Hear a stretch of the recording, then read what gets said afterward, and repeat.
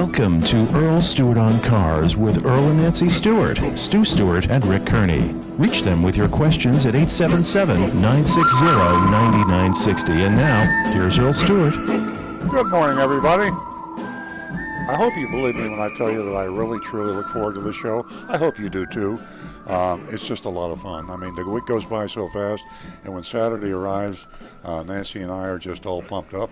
I know Stu and Rick are pumped up, too, and we love doing what we do. I got to tell you, because we have a lot of new folks that join our family every Saturday morning, that we're a different show. I know everybody says they're different, but we are unique. There's not another radio show, I don't know of a TV show anywhere that does what we do. And what we do is a candid analysis, scoring, training, recommending how to buy a car without being ripped off by a car dealer. I hate to use that word, ripped off. It sounds crass, but to be taken advantage of. Car dealers are operating as if they were still in 1955. It is really an amazing phenomenon for a lot of reasons, and there is a reason for that, by the way. They're not locked in a time warp. It's nothing scientific. It's just the fact that they're so protected by some archaic laws that have been put on the books in 50 states that allow them to pretty much do what they like, and they do take advantage of people.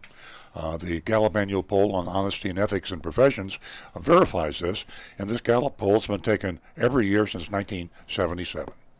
And every year, I know you regulars are tired of hearing this, but every year car dealers are at the bottom of the list. 2018, dead last in honesty and ethics, car dealerships. So when you go into a car dealership, you just never know. And more often than not, I'm sad to say, you're taken advantage of.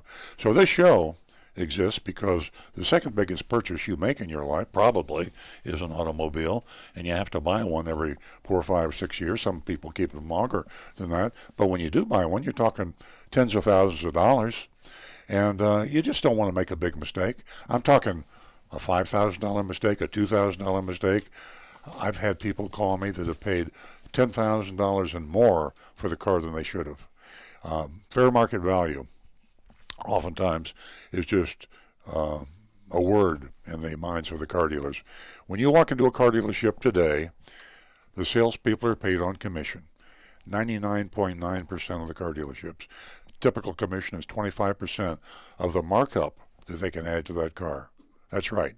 It's an adversarial relationship between the car salesperson and you, the buyer. They are pitted against you. It's combat in the ring. They try to charge as much as they can, and you try to buy it for as little as you can. Or if you're smart, you try to buy it for as little as you can. If you believe the car salesman, then you end up paying this huge profit. 25%.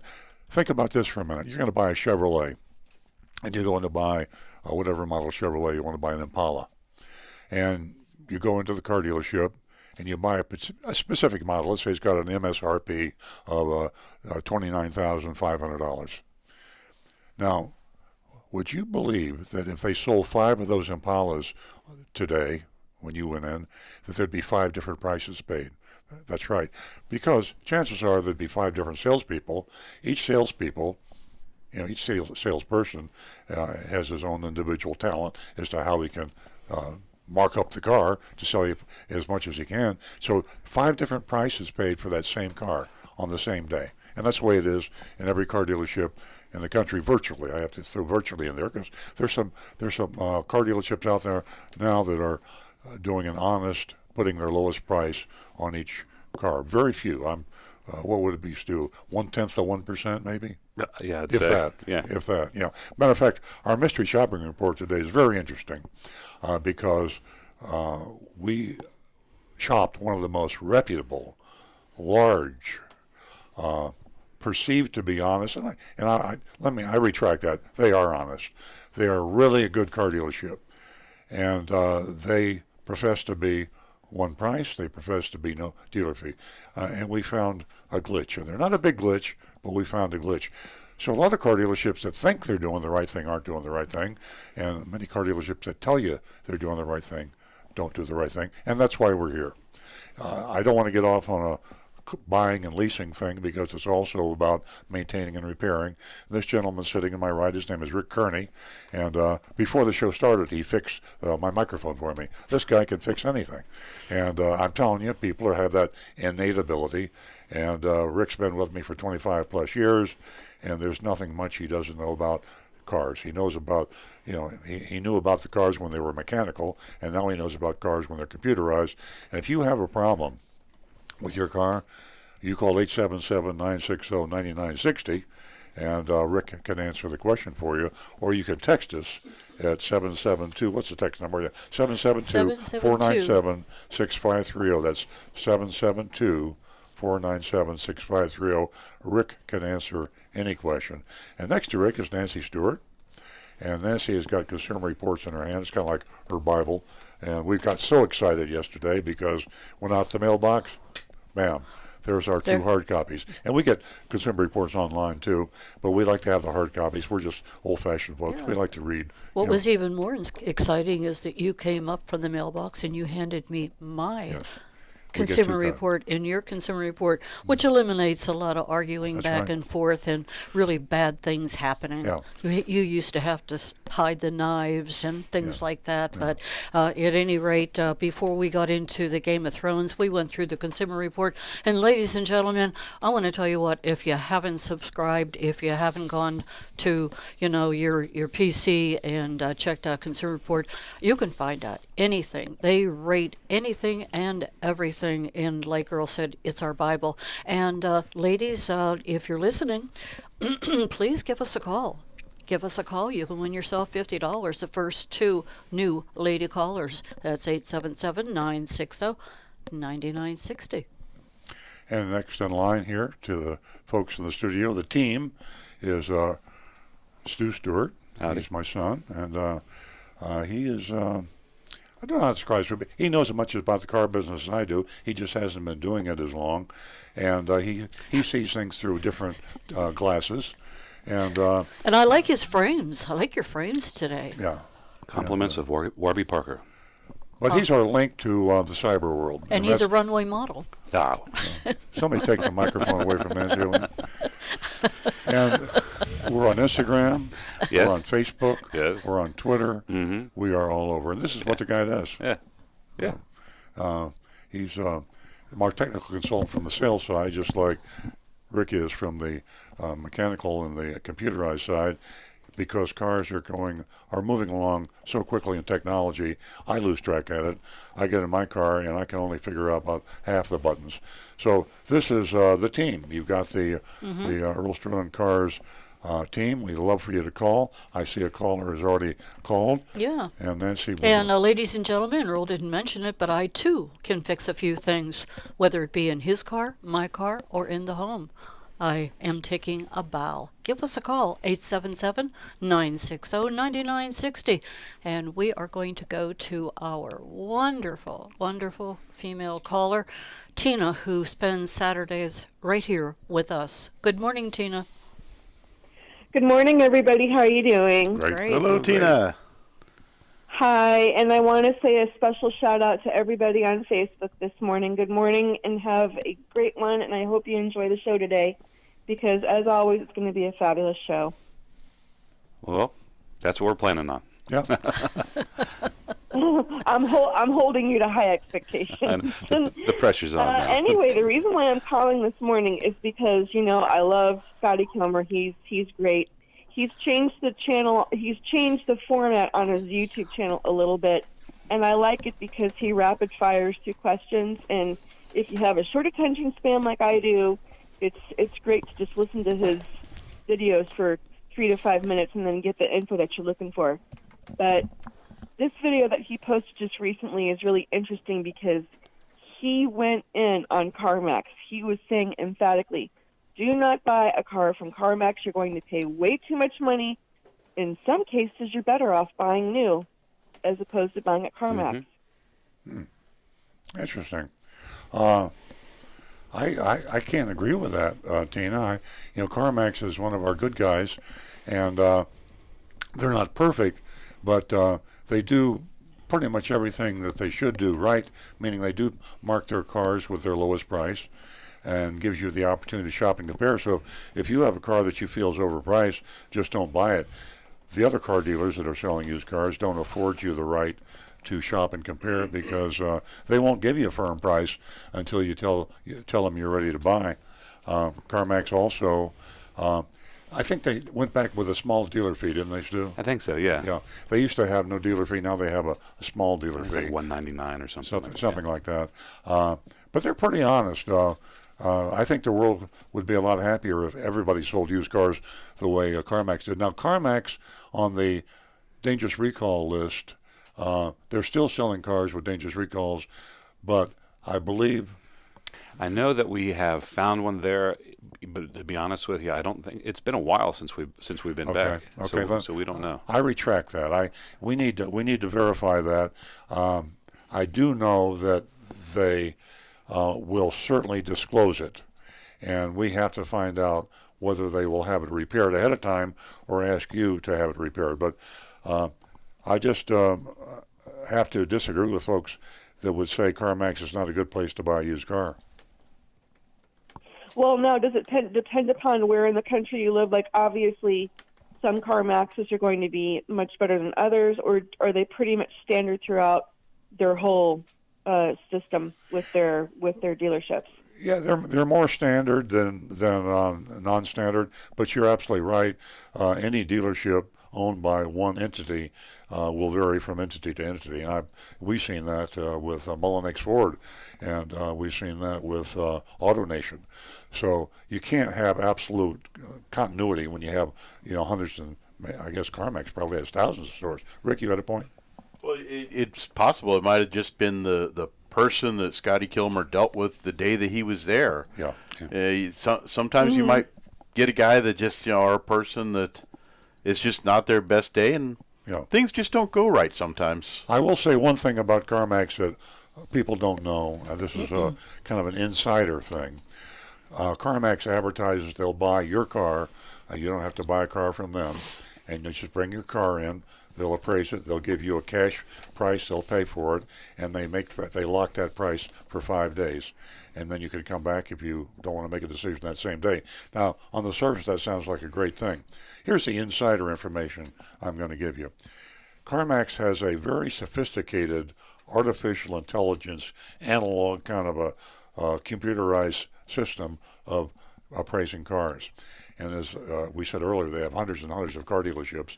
And if they have a 2018 white Camry, used white Camry, Toyota white Camry, and they have too many of those, let's say they're covered up, they traded too many in, and you come in with a 2018 white Camry to get appraised, they will give you an appraisal that will be way below what you could get practically anywhere else. And they do that to balance their inventory. You can't blame them, but I think the innuendo that they'll pay you a fair price might be wrong.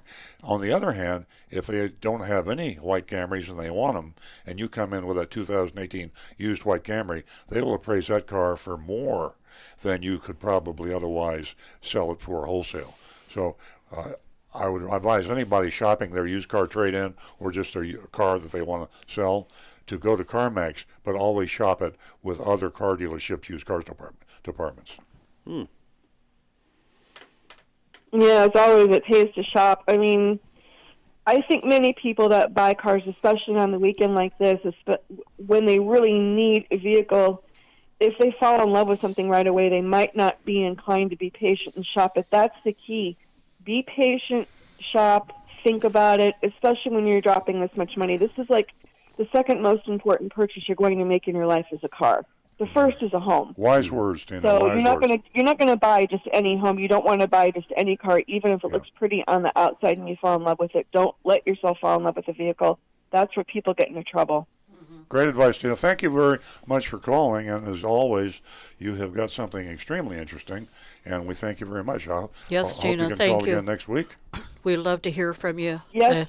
Pointing out those two very, very important investments, buying a home and buying a car. Thank you so much, and have a wonderful weekend. Thanks, y'all, too. Have a good one. Thanks, Tina. Okay, we're going to go to our first female caller, first-time female caller, and she is from Philadelphia, Pennsylvania. That's where I come from, Pittsburgh. Good morning, Samantha. Good morning, guys. How you feeling? We're great. Thank you. So thanks for having me today. Thank you for calling. Yeah, sure thing. I was calling today. My stepmom listens to your show every Saturday morning, and so he inclined me to call today. It's my birthday, so we're over here in AC, and I wanted to talk about my first-time car experience with my 2012 Ford Focus. Oh, wonderful. Happy birthday. Happy birthday. Happy Thank birthday. you. I appreciate it. Well, that was... No, keep going, Nancy. Let's hear it. Yes, I'm still get a load out of this one. So, when I originally from Philadelphia, I currently live in Allentown. I needed a car to get around because in the city, you have buses and trains, and just public transportation is so much more accessible. But in Allentown, you definitely need a car to get around. So, when I first moved out here, my mom and my stepmom took me to go get a car, and we ended up getting a 2012 Ford Focus. And that car had just insane transmission issues. I mean, it was jerking everywhere I went.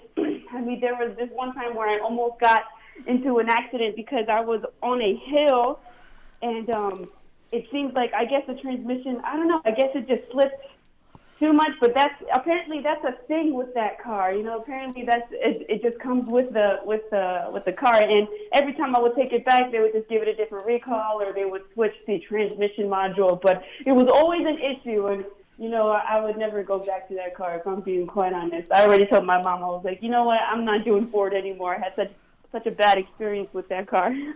Well, Samantha, I'll say this, Ford does build some good cars, and you can't just go by one experience. And Consumer Reports, I know people get tired of Nancy and me talking about Consumer Reports, but if you check Consumer Reports before you buy your next vehicle, used or new, you can really find out those that have the least problems and the ones you're more inclined to like. Yeah, I definitely believe that. Angel, my stepfather, he has gone through so many Ford cars. Ford is his brand, so he gave me the same advice, the exact same advice. I think he actually might have taken it from you. Yes. Samantha, excuse me, Samantha, your car buying experience can be flawless. All you need to do is one of the things you need to do is just to take a look at that Consumer Report, and that is going to arm you with all kinds of information, whether it's new or whether it's used. And there are so many women-friendly dealerships today that you are going to have a great experience. Oh, heck yeah. I'm going to look into those. Any of those in our area over here in Pennsylvania? I would say most of them are today. What you have to be careful of when you go into a car dealership is not so much being disrespected as a woman. That is pretty old school, and the car dealers have learned today that's really dumb. If you want to sell a car and make a lot of money, you have to have the person you're trying to sell a car to like you. And when you treat somebody with disrespect for any reason, it's hard to make a lot of money on that person. So I wouldn't be so concerned about whether you're a male or female. I'd be concerned about whether you're going to be taken advantage of, and that's where you have to mind your P's and Q's and be careful. And I know you sound like a sharp lady, and it's going to be hard to take advantage of Samantha. Just be careful. I appreciate that. Plus, I take wherever we go car shopping. Angel is like the car man in our family. So we just went and got my uncle a vehicle, and Angel, as soon as we went in there, he already knew all the numbers and he knew all about the car. So I don't think anyone can take me for a fool as long as. Good for you. Well, good for you, Samantha. It sounds like as if you're in full control. And you're calling us on your birthday. Please stay on the line, and you can give Rudy, who's in our control room, your contact information, and we'll get a $50 check out to you. There you go. Happy birthday. This is the best day ever. Keep on listening and spread the word. Thank you, guys. Thanks, Samantha. Yes, I will. Thank you, guys. Awesome. Thank you. Bye-bye. Give us a call toll free at 877-960-9960. Now back to the recovering car dealer. Rick? You said it was going to be a good, positive day today. There we go. That's Positivity. Right. Mm-hmm. I'm loving it. I did. I declared this National Non-Negativity Day. No negativity on May 4th. And it's easy to remember because tomorrow's Cinco de Mayo. So the day before Cinco de Mayo, nobody has a negative thought or a negative comment. That's right. You got to get in a good mood for Ladies Cinco and de gentlemen, we have prepared for the show this morning and that holiday. If you can see real close here, everyone's got a bottle or a cup. We are enjoying our tequila. I was looking around. What are you going to say? So I'm nobody. I don't have a cup. I have a venti roast. Medium Well, roast. we got a couple texts I see on Stu's notepad there. Yeah, we do. We have a couple that came in early on, and the first one is from. Oh, I don't think I have a name on this one, but I'm sorry. It's Irma G from Tampa. I took my 2006 Honda CR-V and found that it was my power steering pump leaking. $1,000 to fix. Belt had oil all over it too. Anyway, I had already spent $1,000 at a local repair shop. I told him I thought it was the pump. Anyway, leased a Honda CR-V. Talk to us about leasing, pros and cons. Thank you so much for all your advice. That's from Irma. Very good. So she wants to hear about leasing, pros and cons. Very good. Pros and cons? Oh, she would like us Pros to. and cons. Yeah. Well, the pros and cons are that rule of thumb: buy the car and don't lease it. I like to give simple answers. Sometimes they're simplistic and they're not totally accurate. But if you do your research and shop and compare a price on a car, you're more likely to get a good price than if you lease. Lease has too many hidden booby traps is the word I'm searching for. Yeah. And I could go through that list and I could put you to sleep. Yeah, it's endless. When you're buying a car, you get 3 competitive prices on an out-the-door price, and you are going to get a good deal. Simple as that. With a lease, there's too many ways they can manipulate you. Yeah. But if you're sophisticated and sharp and you do your homework, you can get just as good a deal on a lease as you can on a purchase price. There is no inherent advantage over either. Used to be, years ago, people leased cars because of cash flow, meaning it was a lease cash out of pocket. That was businesses largely. They also liked leases because they didn't show on their balance sheets, negatively affecting their borrowing ability with the banks. So there are a lot of business kind of things with leases. Those don't exist anymore because everybody, the car dealers, the manufacturers, when they advertise a lease price, hidden in the fine print is a large down payment. So if you're going to come $5,000 out of pocket or $10,000 out of pocket, what's the advantage to leasing anymore? No cash flow advantage. So go ahead and buy the car. That way you build equity. Boy, did we cover that topic at the seminar. And the worst part of leasing for seniors like us, most of the people that I spoke to were stuck in a lease because their significant other passed away and they were unable to get out of it. Yeah. So there's a lot to be said about leasing. Okay, if you're going to post on Facebook, we're at facebook.com/Earl on Cars. Facebook.com/Earl on Cars. You can tweet us. And, of course, any way you want to. Periscope is another way you can. And YouTube. YouTube is big. I think. Do we have another text there still? Yeah, we have a couple more. One just popped in. This is, hi, Earl. Steve from New Jersey.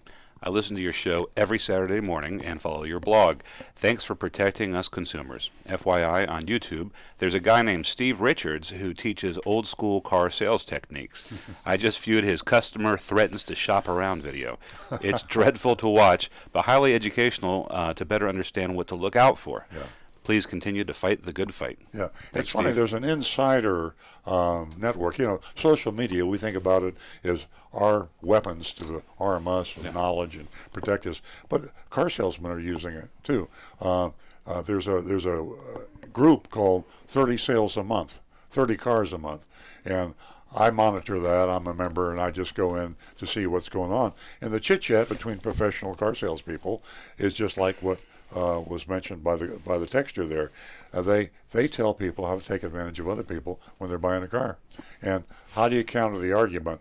If someone comes in to buy a car, imagine wanting to take a couple extra days to think about buying a $40,000 product. I mean, they expect you and they want you and they will pressure you to buy the car the same day you walk in. So what this gentleman was referring to is, if you're a car salesman, how do you trick that buyer into buying right away, Because what's going to happen if he walks out? Oh, it's terrible. Yep.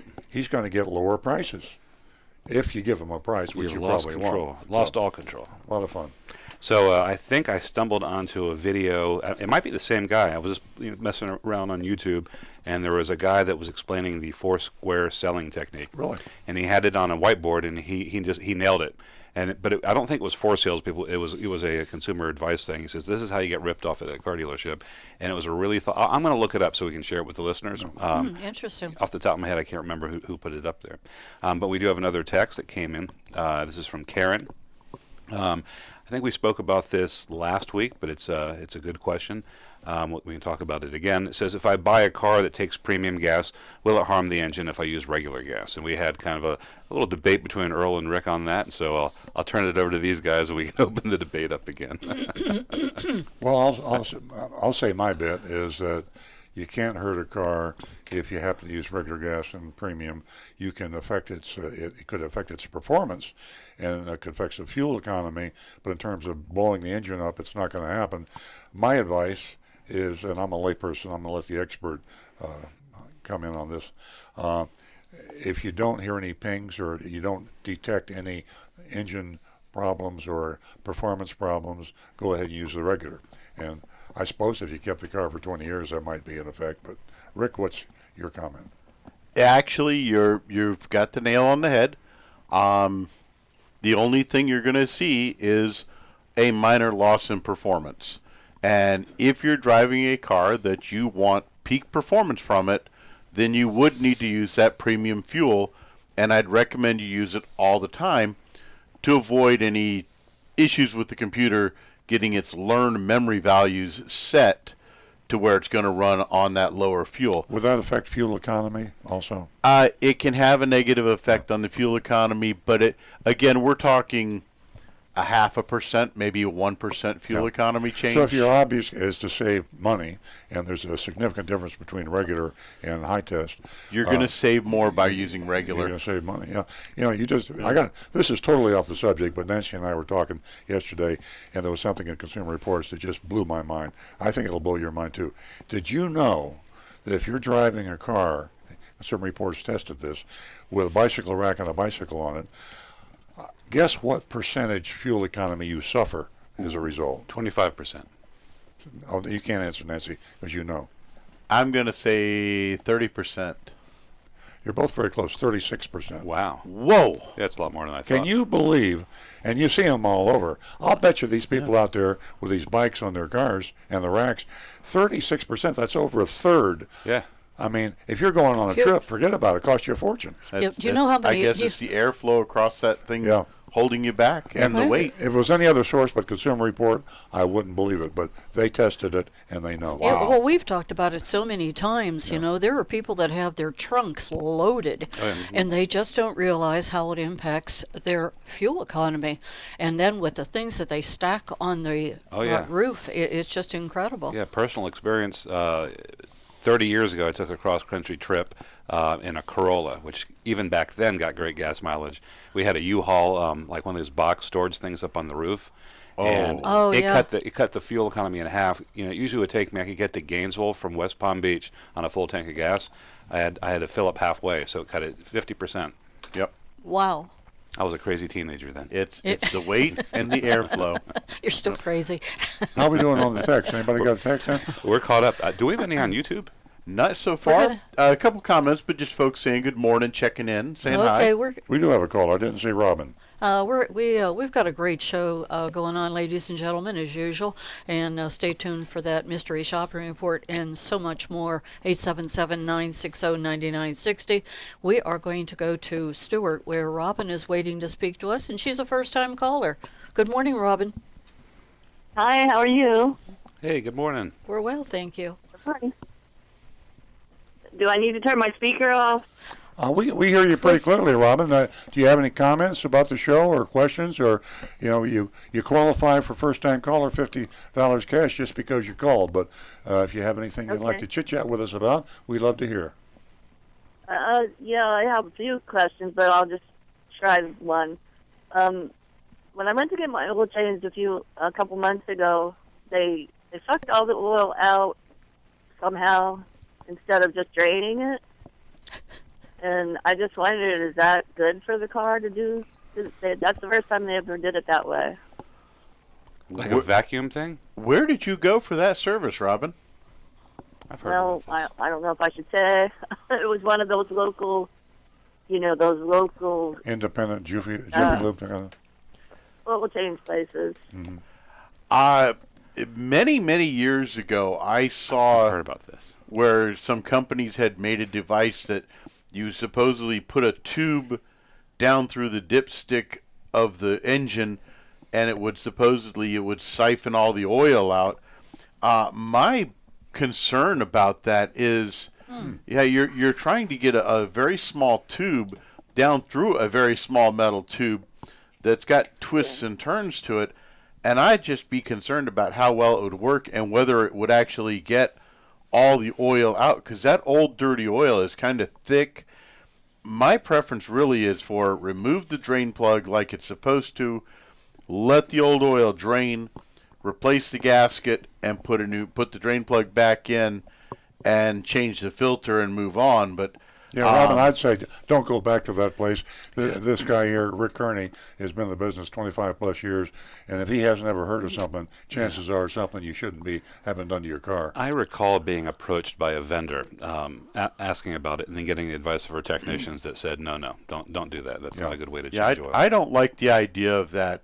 Yeah. I just don't feel like It's gimmicky, I think. Yeah, it's not going to be guaranteed to get as much of the oil out as it should be.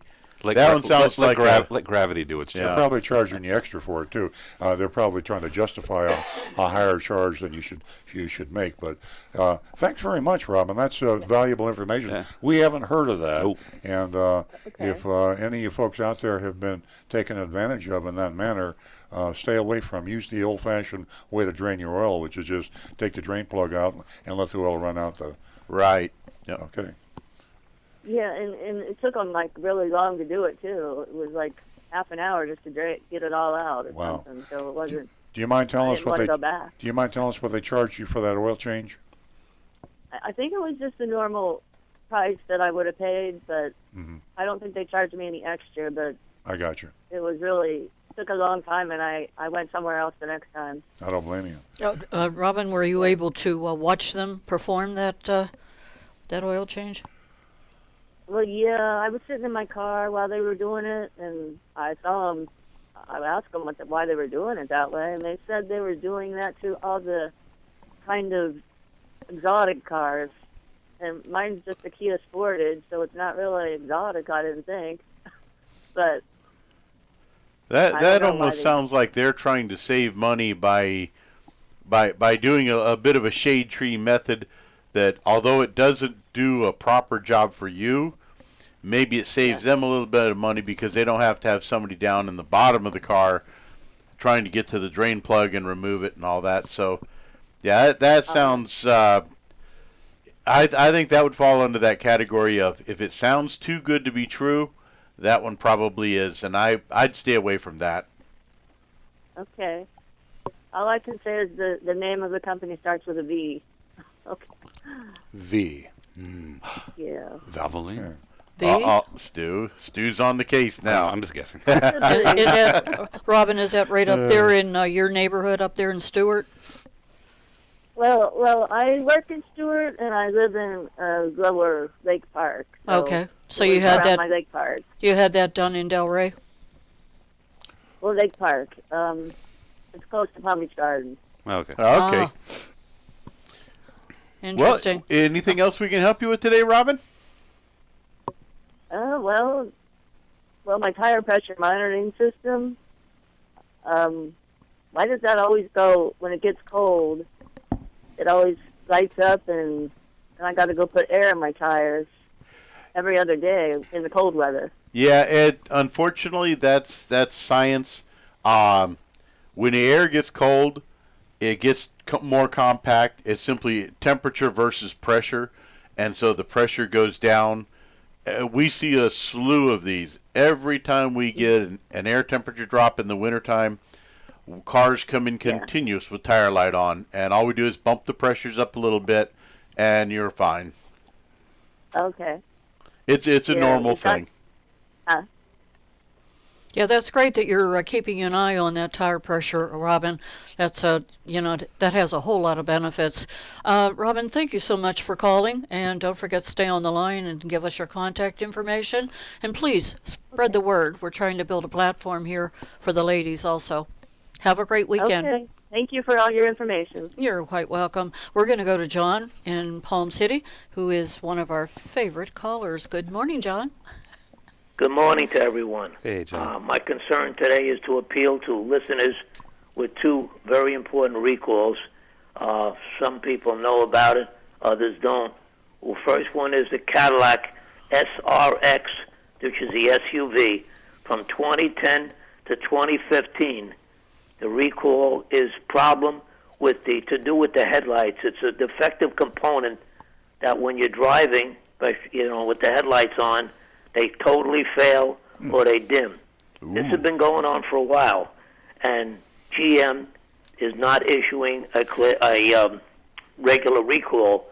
So last month in Detroit, the people grouped together and they put a lawsuit, class action, and it's a big problem. I mean, it covers from 5 years, 2010 to 2015, and it's pretty serious. That some of them even afraid to use their cars because all of a sudden you're driving along and you have no headlights. So shame on GM for not issuing a full recall on it. And the second one, it's been going on since 2017, is the BMW, the 3 Series, the 5 Series, and the Z4s of the 2006 model years. They actually catch on fire. Wow. This is worse in South Florida. It's something to do with moisture. Rick could probably explain it more. The moisture gets into a crankcase ventilation system valve heater, which is plastic. The plastic deteriorates, and it leads to a short, and whether the car is running or it's shut off in your garage, it goes on fire. And on May 28th this month, which is a Tuesday, 925,000 notices are being sent to the owners of these cars. But the big problem is many of these 206 cars have changed hands, and I don't think they're going to find or locate all the new owners of it. They won't. A serious problem, and the car totally burns, goes on fire, and it makes no difference whether it's running at the time or it's shut off and it's in your garage at night. It burns. So I just want to put a red flag, a caution to the people. But it's serious enough to get a 925,000 car notice out. And this started in 2017, which BMW was aware of this, and they had complaints at that time of 185,000 vehicles, and very serious.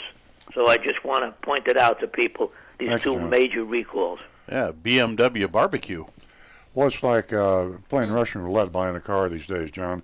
I can't believe that there's never been more recalls since I've been a car dealer over 50 years. I've never seen anything like it. And it's a percentage thing, too, just not absolute numbers.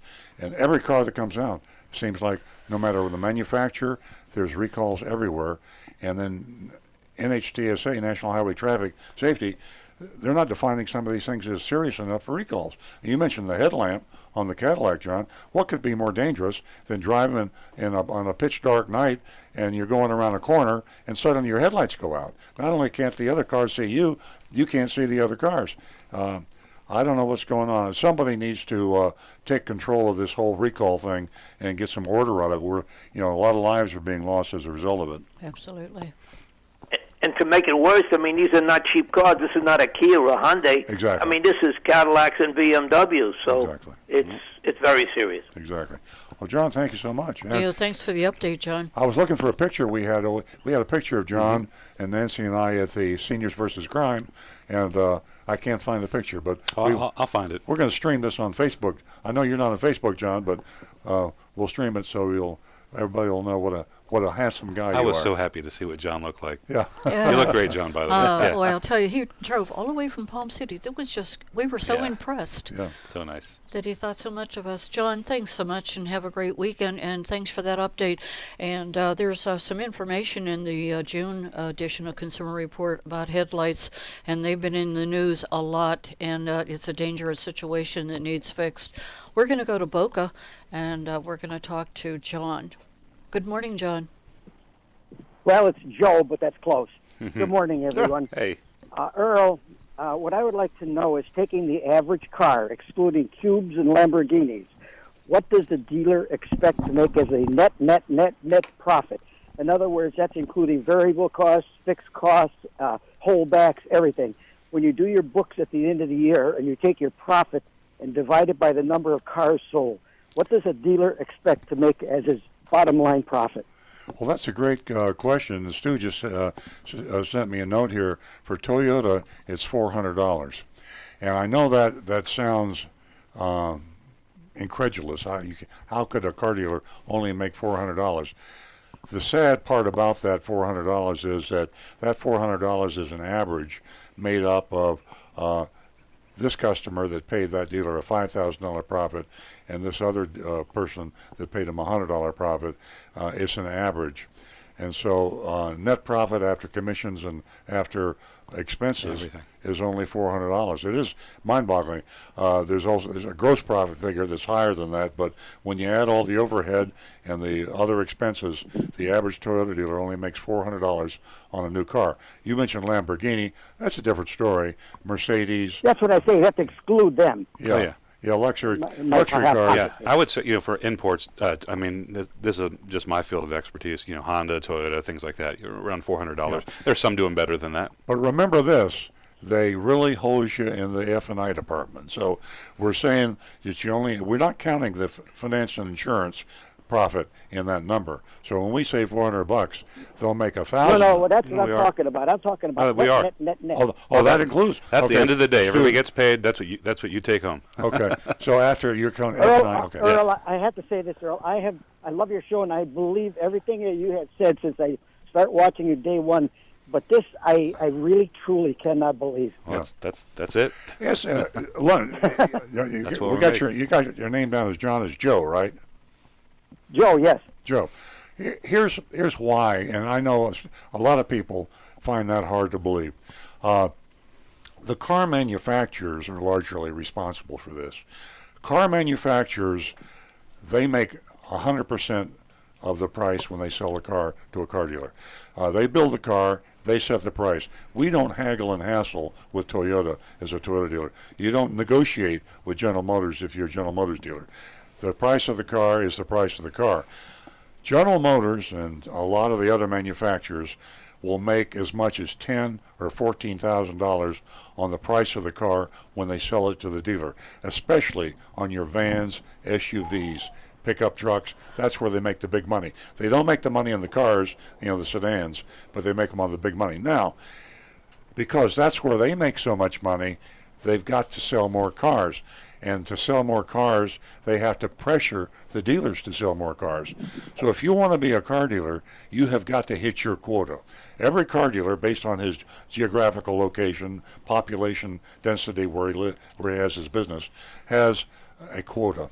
At my dealership, our quota is average about 275 cars a month. Yeah. About 275 cars a month. If we average 275 cars a month, we are at 100% of our quota. If you don't hit your quota, then you are penalized by Toyota, and all the other manufacturers do the same thing. So the other car dealers that hit their quota are being paid bonuses. If you hit 110% of your objective, you had even more of a bonus. If you had 120% of your objective, you get even more of a bonus. So the dealers are fighting each other tooth and nail to sell cars, and this is good for the buyer.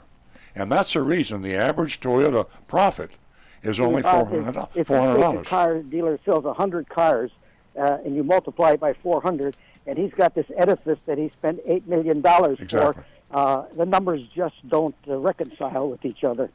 Well, Joe, don't forget about the service department, the parts department. Yeah, and just so you know, all the overhead, that's an expense. So that's it. Yeah. After the rent is paid, the electric bill's paid, every commission, every technician, everything. At the end of the day, the profit to the dealer is roughly $400 a car. That's why my question was net. That's taking everything into consideration. And that's not even after taxes. I don't want to belabor the point. That's before taxes. But thank you anyhow for the time. Yeah. Joe, last thing, thank you for the call. Yeah. Just should add that $400 does not include income tax, Correct. So you have to pay Uncle Sam 30% of that. So you're really the net, as you say, is about $320. Correct. Just full disclosure, last year at the end of 2018, our profit per new Toyota last year was $443. That was pretty close. And we're in a group here, and we measure ourselves against other Toyota dealers. The benchmark was $477. So we were a little bit lower than we should be. Yeah. But that's and Toyota is lower than almost any other car. Oh, sure. Any other manufacturer, because Toyota as a manufacturer is more aggressive, and they are volume minded. They have a good product, and that's the reason the actual net profit is low. Now, don't get the idea, you folks listening out there, that if you go in and buy a Toyota, you're only going to pay the dealer a $400 net profit. That's not going to happen unless you negotiate, get an out-the-door price, and shop and compare. So you're gonna pay. You could pay that dealer a $4,000 profit if you're not careful. Rick, if they listen to our show enough and pay attention and do what you tell them to do. Yes. They may pay a $300 profit. Exactly. That is true. And also, just to bear in mind, a lot of that for Toyota dealers, a lot of that profit is coming from incentives, and they're not necessarily on markups on the cars. So we have a very large portion of our profit comes from Toyota. Yeah, most of all of our profit, basically. If you take the performance challenge money, most of it anyway. Correct. Yeah. So, Joe, thanks for calling. That was an excellent. Thank you for taking the time. Yeah, I appreciate it. Give us a call again, Joe. We're going to go to West Palm Beach, where John is holding. Good morning, John. How can we help you? John in West Palm Beach, do we still have you there? If not, we apologize for disconnecting you. If you'll call back in, we would love to talk to you. And I think the phone might be ringing now. Hi, John. I'm here. Hey. Good. How can we help you? I'm here. Okay. I don't necessarily have a question for this week, but I am inquisitive about a caller last week.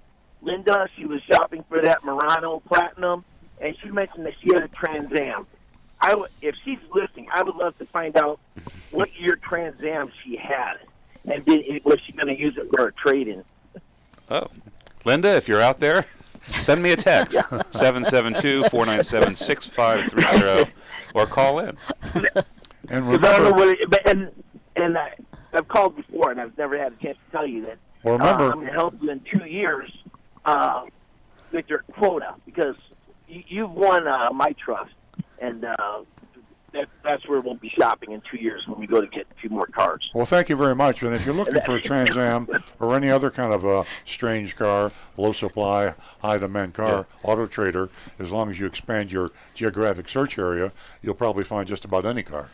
I still remember the day you pulled up in the driveway, and I was probably 8 years old, and there was a black Trans Am with a giant Firebird on sticker on the hood, just like Smokey and the Bandit. Smokey and the Bandit, yeah. Best day of my life. Okay. What memories? That's great. 877. I forgot the number. 960-9960. We're going to go to Marv, who's been holding in Loxahatchee. Welcome to the show, Marv. Hi, good morning. Good morning. I was at your seminar, and I really enjoyed it. It was terrific. Oh, thank you. Oh, thank you. I think this is probably for Rick. It's a quick question. Rick, we have a 2007 Honda Civic, four-door sedan. The sun visors are broken. The sun visors flop down. They won't stay up. They don't have that spring that holds them up. Is that unusual or what? Actually, that's not. That's an issue we've seen on a lot of Toyotas, especially on Camry. The sun visors, that tension piece that's supposed to hold it up in place fails. And unfortunately, the only real fix for it is replace the sun visor. That's what I was told. And you can't get them anywhere but at the dealer. Right. Yep. Now, there's a chance, Marv, that you might be able to get a used one. I mean, these there's some very sophisticated. We used to call them junkyards, but now they're these big companies, and they're recycle yards. Stewart might have found one here for you. Well, Jonathan in the control room, who does our live video feed, he sent me a website. It says it's Hemmings. It's the world's largest car collector marketplace. So you can go on there and look for parts for classic cars on it, and it's Hemmings.com. It's HEMMINGS.com. Well, I would, Marv, what I do, I'd go on Google. If you got somebody in the family that's Google savvy or you're Google savvy, I just put in sun visor 2007 Honda Civic and see what pops up. It is so amazing what Google can find for you. You might be able to find a used one at a real good price. Because I'll tell you, I called Honda, and they wanted, are you ready? Arm and a leg. $84 a piece. Wow. Wow. Crazy. Yeah. That is absolutely insane. It is. Hey, Marv, if you want a real treat. Well, I have you on the phone. Maybe you could tell me why are parts prices, and for that matter, service prices, so expensive at the dealer? We wonder the same thing as a dealer. The manufacturers make a huge markup on parts, and it's because they can, and they have a captive audience. They build the cars, they build the parts, and if you want to buy an original equipment part, you have to pay the price. The markup in the average dealership for a part is 40%. That's a huge markup, and a lot of dealers will mark up their parts over 40%. Yeah, they have a parts pricing matrix, and it's based on the markup is based on like how fast the parts are sold. So if you have a part that's not used a whole lot, like maybe a water pump, that could be marked up hundreds of %, and like oil filter, not so much. Exactly. If you get on, if you're buying anything, whether it's a sun visor or any part on a car, it is mandatory that you do a lot of phone shopping. Get on that phone, call every Honda dealer. Something small, they can ship it to you. I'd call Honda dealers in Orlando or wherever you want to call them. If you get 5 different prices on a part on a new Honda, or used Honda for that matter, or any car, you'll probably get 5 different prices. Every parts department has a different price. Now, there's a great place to buy parts, and it is the biggest in the country, and my mind's going blank. Yes. And we'll get this for you. We struggle with this about once a month. There's Rock Auto is a good one. Rock Auto, hey, bless your heart. The youngest guy got the answer. I needed a. Are you younger than me? I needed a windshield washer pump for a Kia. Oh yeah. A windshield washer pump is a tiny little thing. They wanted $50 at the dealer. So I did go with Rock Auto, and I got it. There you go. Rock Auto, and even Amazon, Marv, has got some prices. I have inside information being fed to me secretly on my text messages. So J.C. Whitney was one. We talk about that sometimes on the air. And also Jonathan said there's one called youneedapart.com, and it's just with the letter U, needapart.com, and you put in a part, and dealers will contact you with an offer that allows you to price shop. Wow. Yeah. Youneedapart.com. I love it. That was pretty cool. Yeah. Marv, you see what synergy is? Well, you called here with an excellent question. The manufacturers are gouging the public on parts prices. They're gouging the dealers. You know, my biggest pet peeve is what they charge for remote keys. Yeah. You know, for Jeff Doss is loading his shotgun right now. Yeah. He's coming over to the studio. Yeah. That's our parts manager. But we found a machine that can make those keys for us cheaper than Toyota sold them to us. The one that always gets me, hubcaps. Hubcaps, yeah. Simple wheel cover hubcaps that you can go to Walmart or Discount Auto Parts, and for $30 you buy a set of 4, but you go in and try to buy a hubcap that's a 15-inch hubcap that it has that Toyota emblem on it and is made to look like the other 3 on your car. Yeah. Try $100 in some cases or more. Yeah. For a hubcap, folks. Terrible. That's crazy.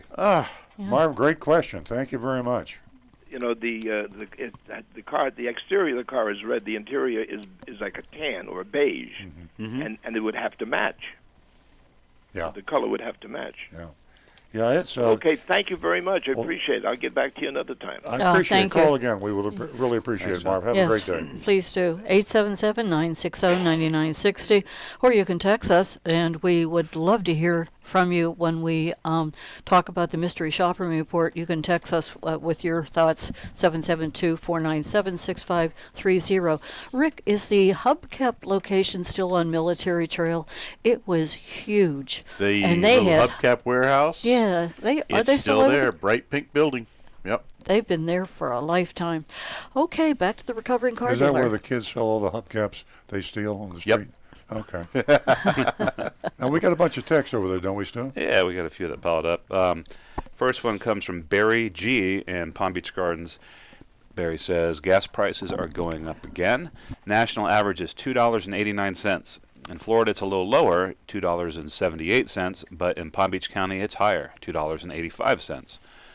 With summer driving season approaching, what tips can you give to help improve fuel efficiency? Take your bicycle rack and bicycle off your car. Yeah. That's probably what, If prompted you his- just tuned in, I was knocked over. I couldn't believe when I read Consumer Reports' latest issue. A bicycle rack with a bicycle on it on a car decreases your fuel economy by 36%. But there's a lot of things you can do. You drive sanely, unlike the way I drive. You accelerate slowly when you're approaching a stoplight. You don't rush up and stop the car. You coast to the stoplight, which makes me very mad if I'm behind you. But But not if today. you don't mind, Not today. that's right. It's May the 4th. May the 4th. You're It's fined. No negativity day. May the 4th be with But you. I think we all know if we drive slowly, steadily, no jerks, no accelerations, and no sudden deceleration, you can save a lot. Rick Kearney, who often tests cars for our customers, will drive their car home and back, and we'll have customers coming in and saying that they're only getting 25 miles per gallon. Rick will test the car, and he'll get 32 miles per gallon. It's just a matter of knowing how to drive. Absolutely. The number one thing, put your car on a diet.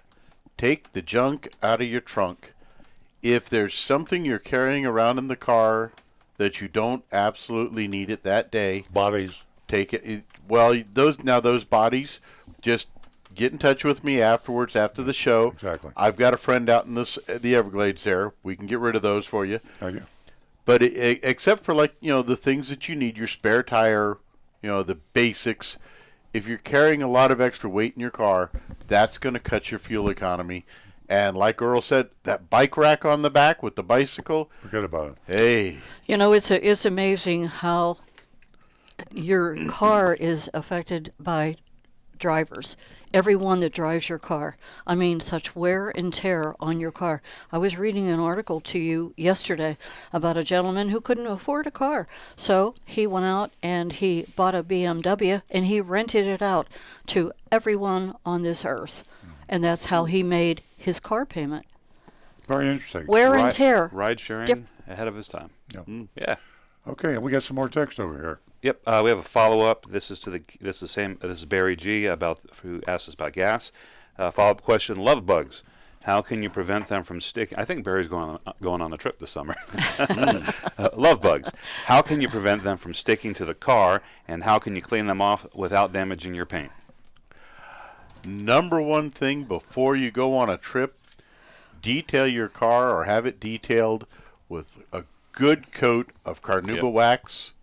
And any time that you stop, find a hose and rinse off the car. If you're on the turnpike carnauba, and they have those carnauba sprayers, is not a brand name. Carnauba is right. an ingredient. It's an ingredient. C-A-R-N-U-B-A, and it's an ingredient in wax. The more carnauba, C-A-R-N-U-B-A, in the wax, the better the wax is. Yep.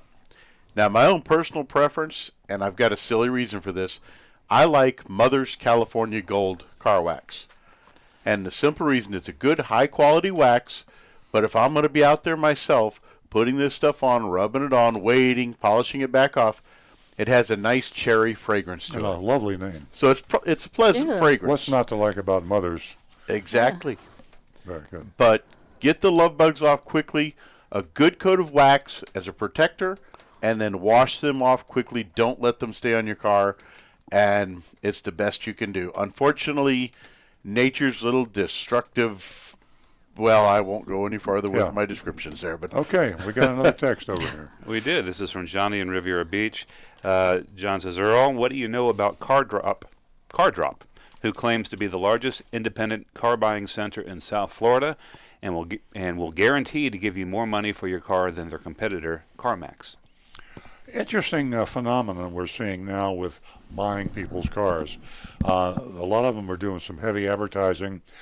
We found out the other day that Carvana, is this right, Stu? Carvana was paying crazy money for cars. It was a fair amount, but what was crazy about it was that they picked it up. We spoke to a guy that we know with an associated company, and he decided to sell his Tacoma to Carvana.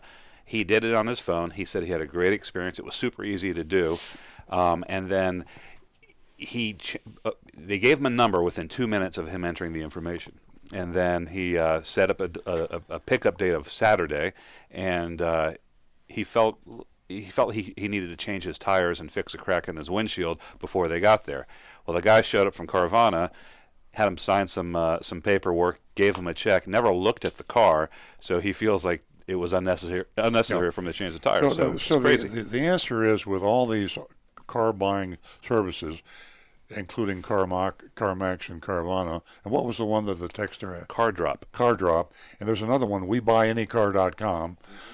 They're just proliferating, partially because of big data. We have now, for the first time in my life as a car dealer, enough data available on all used car sales and transactions that most car dealers, including us, we're buying cars online, sight unseen. If you'd asked me 25 years ago if I'd buy a used car online, sight unseen, I'd say you're out of your mind. But that's the way car dealers are buying cars. Used cars, of all things, have become a commodity, and you can safely buy a car online now, and with the with the agreement that the price will be validated by certain criteria, you're safe to buy it because it has to fit the description that you write the check for. So you are protected. So what's happening is people are aggressively going out there and trying to buy cars and then turning around and reselling them. It's like a commodity. So it's like apples. You know, everybody knows what, or soybeans or wheat. You have futures markets. You know what it's worth. So by wheeling and dealing and buying cars today, you can buy them from company A or dealer A, sell them to dealer B or company B, and if you move fast enough, you can make a profit by flipping the car. And this benefits you, the consumer.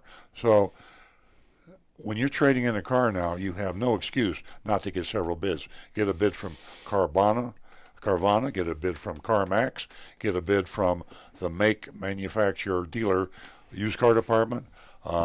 You can get half a dozen or more bids and take the high bid, and you're really getting a good value for your used car.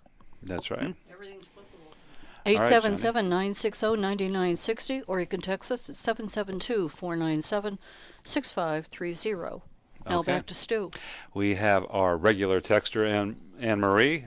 She says, good morning. Good morning. Airlines have black boxes on their planes. I was wondering, since there are so many computers in cars nowadays, do new cars have the equivalent of black boxes that tracks what's going on with the car and how it's driven? Thanks, Anne Marie. We sure do. Yep. And, oh, yes. We talk about Toyotas. Rick is very familiar with Toyotas, but all the manufacturers have some form of a black box on the car. There's a lot of controversy about the black boxes because it's a privacy issue. Insurance companies are big on having black boxes because if you have a black box that the insurance company wants you to use, then they can tell you how fast you drive the car, if there was an accident, did you hit the brakes, what did you do? They know everything about the operation of the car. Now, they don't have a cockpit voice recorder unless you install Amazon Alexa in your car. Right. Can you install Amazon Alexa in your car? Yeah, there's some cars that's some being cars, offered, yeah. But or you just can't do it. Huh? Or do we? You don't know. So Jeff Bezos is listening. So the lawyers are involved in this, the manufacturers involved in this, the owners involved in this. So Anne Marie, depends on the car manufacturer and what they do. For a while, going way back, they were very secretive about it, and they would install the black box and nobody knew where it was. Even the dealers didn't know where it was, and the manufacturers were doing it surreptitiously to gather data and learn from like for the car. research and things like that. Research. But now it's fairly commonplace, and you can pretty much bet your car's got a black box. We just don't know how intrusive or invasive it is. Alexa, slam on the brakes. And the other side of it is a lot of that information also is locked away in that computer to where even I, as a technician, cannot access it. Yeah. There are only certain people with the proper computer access that can get in there and connect to talk to it. Or hackers. Akio Toyota. Or, some of those hackers maybe, That's a serious thing. That they Exactly can't do true. that. Hey, Annie, thanks for the text. Yeah. We love hearing from you. Now, Stu, have you acquired all of this experience because you have teenagers? Yes. All right, so we have, actually, this is the follow-up, and this comes from Joe, who had called in about the net profit for the dealers, and Joe's still a little bit skeptical. I don't blame him. I mean, when I hear the number, it boggles my mind. I did make a mistake. I was wrong about the net profit. I went back to look. The $434 a car, that was incorrect. That was our monthly figure for December. For the whole year of 2018, it was $198 per car, which I know that Earl doesn't want to hear because that's not very good, but that's where it was. Well, I told Joe to come by the dealership. I'll show him our financial statement. He can do the math himself. Nowhere in the world will you hear this information. I even hate to talk about this information because it sounds, Joe doesn't believe it. I can tell. And the average listener probably shouldn't believe it.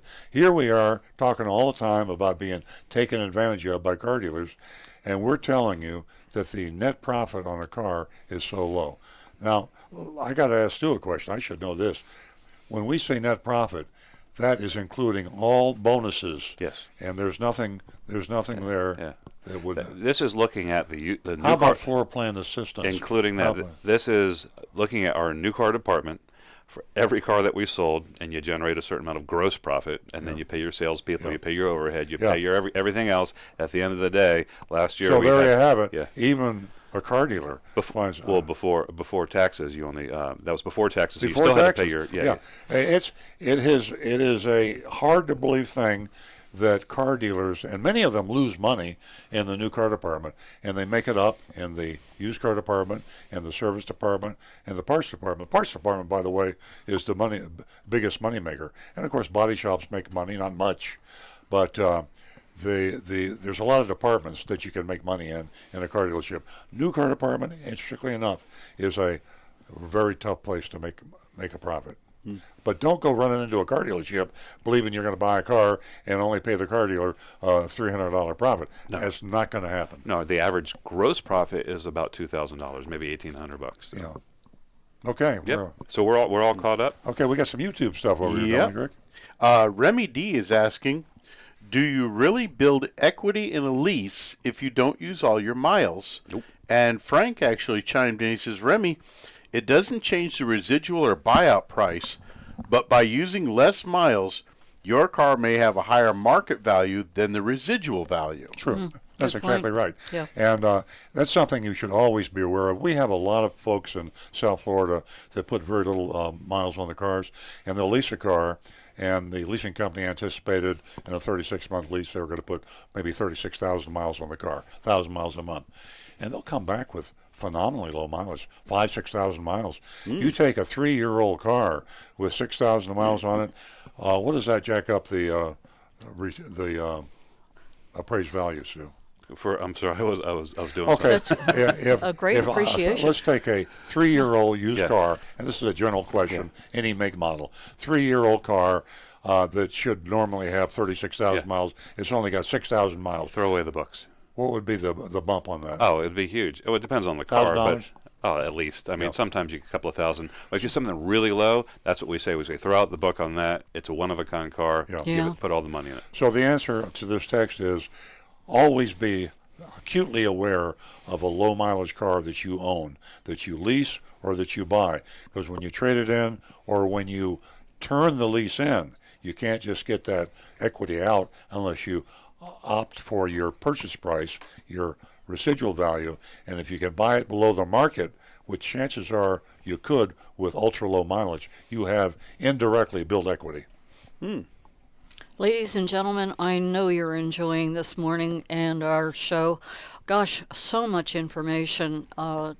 It's just amazing. And it's free information. So I want to thank you for tuning in. I hope that we're helping you out we'd love to have you help us out by giving us a call at 877-960-9960, or you can text us at 772-497-6530. And I'm going to get to Jackie's email that she sent me. And Jackie has a question. She's actively looking for an SUV, and what she has to say here is that it's obvious that there's prejudice every time she goes into a dealership to take a look at the inventory, and they don't treat her very nice. And she says that she's been told by many women that they have had the same experience, the same problem, and they're not taken seriously, and that they should be accompanied by a man. And my response to that, Jackie, is that, there are we're moving in a great direction as women, and there are more dealerships out there that are female friendly, and if you look, you can find them. And if you do your homework before you go to the dealership, by going into your own home, go to your computer, go to the internet. There's a whole lot of ways of not getting taken advantage of by arming yourself with a whole lot of knowledge. It's easy. Well, thank you. And that's good advice. I would say your biggest concern these days is being ripped off or taken advantage of, male or female. And the car dealers today are mostly up to speed on, if you treat somebody with disrespect, they'll turn around and leave, which is what you should do, whether you're man, woman, or whatever. When you go into a car dealership, you got to be treated with courtesy. And if they don't treat you courtesy, leave. And most car dealers have figured that out. But what they haven't figured out are the hidden fees and some of the other shenanigans like bait and switch advertising. I want to talk just briefly about the latest Consumer Reports, the hidden risk of used cars. And I'm so happy to see Consumer Reports doing this. They should have done it years ago. We're talking about the Takata airbag recall. You regular listeners are tired of hearing me talk about it. I just want to give you a little statistic to let you realize how huge this problem is. And the concern, this is the graphic of the number of cars on the road. I'm going to read this to you, that have the defective Takata airbag unfixed. Now, Honda is the leader. Honda has 5.8 million cars on the road now, used cars. 5.8 million Hondas on the road with defective Takata airbags that can kill you, explosive shrapnel. If you're going to buy a Honda and it's a used car, go to safercar.gov. Safercar.gov. Buyer beware. The car dealers won't tell you. They don't have to disclose it. They can sell you a car with a hand grenade in it that can blow up and kill you, and they don't have to tell you about it. And I've got a whole list here. Second, we have a caller, and we want to get to that caller. The second most is Chrysler. I didn't realize that. 5.4 million Chryslers, 5.8 million Hondas. And that latest Consumer Report is really amazing. Maybe later on I can get to that article that you and I were talking about last night about that sticky sap that eats right through your paint. We're going to go to Michelle, who's a first-time caller from Palm Beach Gardens. Good morning, Michelle. Oh, good morning. How are you guys? Oh, we're doing great. You just won yourself $50, Michelle. Stay on the line and give Rudy your contact information when we're finished. Okay. What can we do for you? Well, I just wanted to say good morning because I was channel surfing and I found you guys. I was telling the gentleman before that I used to listen to my parents click and clack about car talk, and you guys are now going to replace that for me, so I thank you. Oh. Well, we're not as good as click and clack, but we try. Well, yeah, but at least this way it's more contemporary because most of those are on cars that I never had, but it was nice to listen to them together discussing all the fallouts and all the behind the scenes. But yeah, they knew a lot. Yeah, but I just wanted to let you know that I did purchase a year and a half ago a used car, 2008 Camry, 11,000 miles on it. But again, when you're talking about profits and dealership, I always wanted to make sure that I made the right deal. I am happy with the vehicle, but I know with used cars, as you said, it's more of a profit buildup in that. Yes, there's a higher profit made on used cars, but even that is coming down. Yeah. And really, the digital explosion, the information explosion, benefits to consumers because they can now find out what the value of these vehicles are. Yeah, every car dealer that I know uses some kind of inventory pricing program, and it compares it to like what cars are being sold or at least being offered for sale out, in the wider market. And so there's a concept everybody uses. They call it velocity. In other words, they said you want to sell them as fast as you can. That's how you're going to wind up better at the end of the day. So used car profits are coming. They're a little bit higher, but they're much closer to the new car profits now. Exactly. So do you recommend if in the future that somebody purchases a used vehicle, or do you think that because the profit is there versus in it? Because you know how you said don't buy a used car because as soon as you walk it off the lot, your depreciation value is, again, these are all the things I've heard growing up, and they're like, stay away from used cars. So I kind of did the used car route because I was going back and forth. When I found this particular vehicle, I had to jump on it. Well, even if you pay a little bit more for a good vehicle, you'll get a lot of pleasure out of it. A Camry's got good resale value. When you trade it in or sell it, you'll get a good price for it, relatively speaking. I would recommend, with a used car, I'd recommend you buy it from CarMax, or Carvana is a new company that's come online. They sell cars at very reasonable prices. Actually, they're losing money. They're selling cars at such reasonable prices that Carvana's losing money. CarMax is not losing money, but you walk into a CarMax lot, they have the nearest one to this radio station is in Boynton off of I-95. They have a large inventory of cars. They have car dealerships all over the country.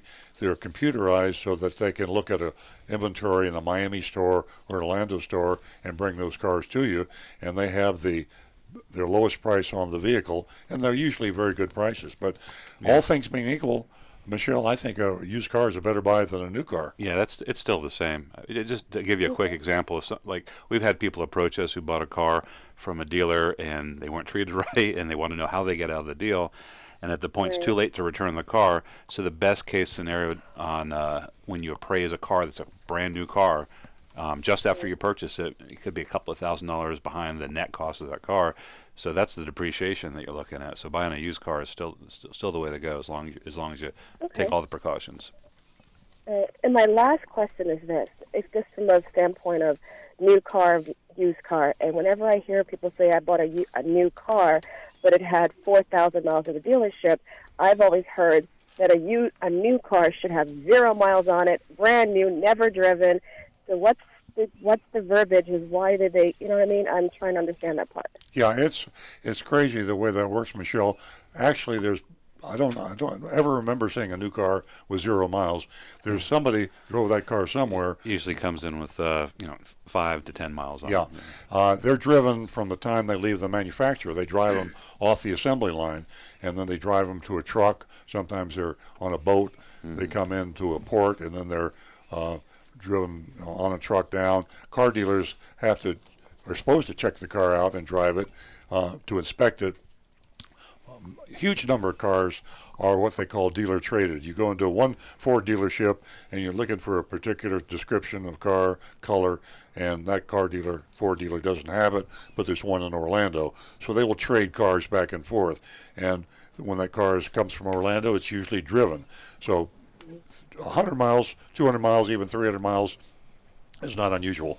When you get up to 4,000 miles, as you said, that's unusual. And I would be careful of buying a car with thousands of miles on it that they called a new car. Yeah. It should be. They should tell you what the car was used for. Right. And if it's a demo, yeah. Yeah, most manufacturers will give you a bump in new car warranty. I'm not sure where the cutoff goes. If they report it as a demonstrator. Yes. So if it's a casual thing they did and they just drove it around, if they report to the manufacturer, you have some protection there. Yeah. But if it's listed as a new car, it should be less than 1,000 miles. On most buyer's orders, there will be a distinction between a new car, used car, and demonstrator. So if they check it new, you really shouldn't have more than a few dozen miles on it. Exactly. Well, thank you guys. And Thank you guys so much. Michelle, you can also say if you feel uncomfortable. Some people say, "Look, it's a new car. I've never bought a new car before, or when I buy a new car, I want to have no miles on them." Then we say to them, "Well, you can't get no miles, but this car's got 325 miles. We know how you feel.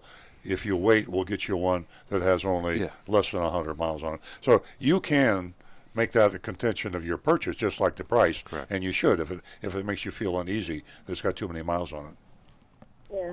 Okay. I was just wondering. Thank you again. Great information. Michelle, thanks so much for calling, and spread the No, word. thank you. And tell all your lady friends to give us a call on Saturday morning, and they too can win themselves $50. Okay. I hope that we were able to help you out. Yes, you are. Thank you so much. Have a great weekend. Got some more text. Yes, we do. This is amusing. This came in from Lenny, and Lenny texted the show, a couple of months ago, and we've behind the scenes have been carrying on a conversation. So what happened with Lenny is he bought a Corolla, and I think it's it's out of state. It's not in Florida, and he wanted to know if he got a good deal on it. Anyway, so he told me it's a brand new 2019 Corolla SE, a nice model, and he paid $17,500 out the door.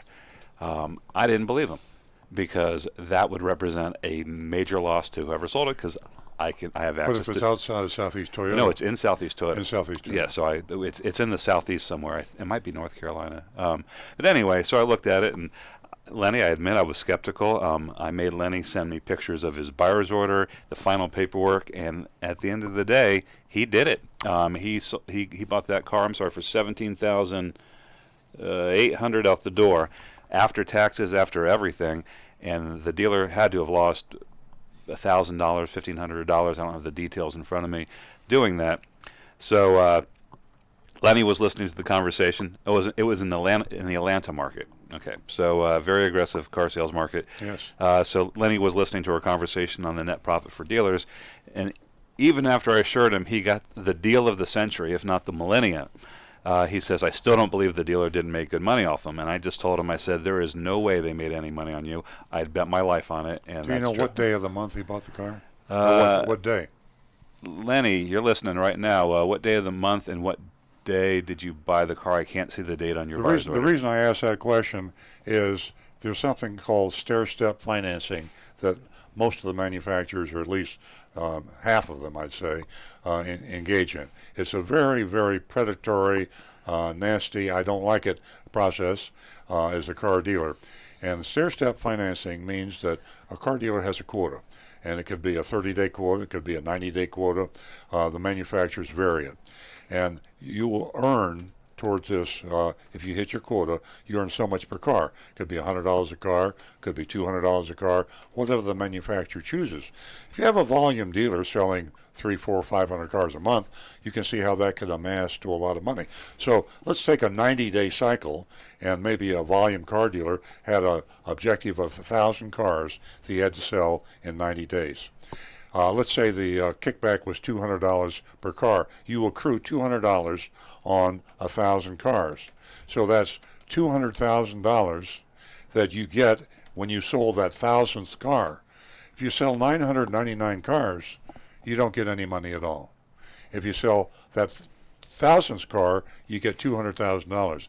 Now, if Lenny happened to be walking in to buy that Corolla from this Toyota dealer, and he was negotiating, the Toyota dealer could have given him that car, charged him $1, and a Toyota dealer would do that in that hypothetical situation. And that is the reason that car buying is so scary. It is so confusing, not just to the buyers, but confusing to the dealers themselves. Car dealers honestly don't know what their real cost on the car is many times. The manufacturers play a heavy role in the crazy car business that we see today. It's consumer unfriendly, it's car dealer unfriendly, and chaotic is probably the best word to describe it. So, Lenny, I hope you're listening. I'd love to find out that you bought it at the end of the month. He didn't. He bought it on the 13th of March. Oh, well, so much for that.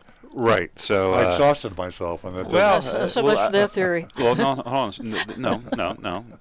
March is the last month of the first quarter. this is in Atlanta, so this is a Southeast Toyota dealership. So the big quarterly incentive that you mentioned, the 90-day one, applied. So they could have been, and that represented a ton of money. So they are clawing for that quarterly that's objective. a good point. So he says, we got 2 weeks to go, man. Yeah. You get it? Yeah. We turned down no deal. Nobody walks out that door because $250,000 hangs in the balance to this dealership. Or more. Yeah. Okay. Oh, I'm sorry. We have a caller. Yeah, we have a caller. We have another caller from Pennsylvania. Good morning, George. Good morning. From How are Chambersburg, Pennsylvania. Welcome. Thanks. Hey, I saw on your, I was listening to your podcast, and the lady called in about buying a new car and had 1,000 miles on it. You said there's difference between, of course, new, used, and demonstrator. Yes. Well, I had an experience, I hate to admit it, almost 40 years ago with a demonstrator, and I was in the market for a new car. I went to a little mom-and-pop Toyota store in the town near here. They didn't have the large Bobby Ray Hall, which is right up the road from me, and stuff. But so there was a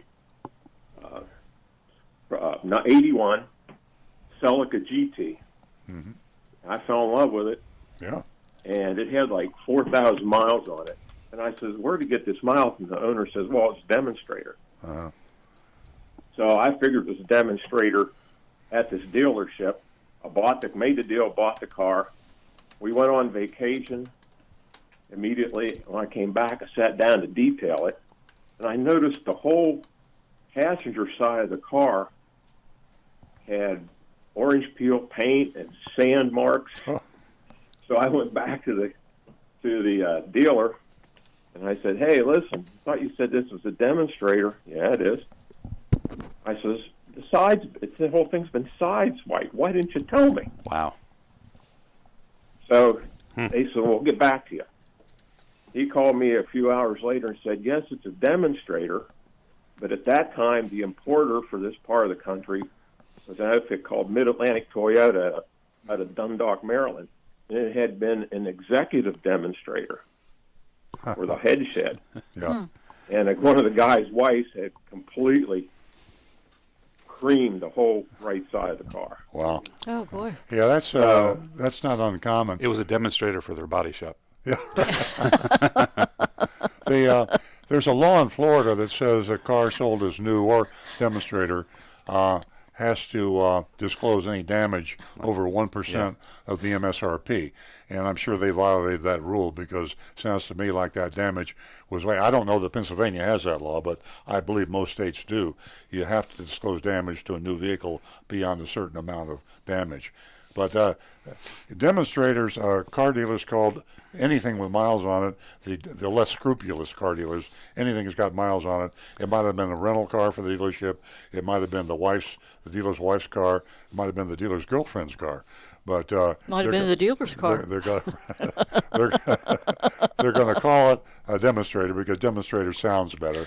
And as Stu said earlier, if you register with the manufacturer that it is a demonstrator, then they will extend the warranty. I don't know if you remember, I think back in that time, the warranty was only 1 year, 12,000 miles. Probably they didn't even extend the warranty for you, but nowadays they will if it is really a demonstrator registered with the manufacturer. Yeah, they more or less told me to hit the road. Yeah. Because I checked in with the State Consumer Protection Agency, and they are required to disclose damage. Yeah. But they claimed they had absolutely no knowledge of this, and they never discovered it.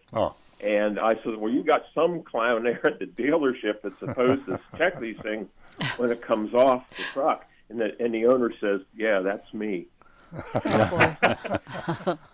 Yeah, it's 40 years ago. You really bring back memories. I've been in the business since 1968, and I look back at some of the things I did that I thought was perfectly normal, and it's embarrassing. I mean, I have things that I'm ashamed to admit I did back in the 60s and 70s.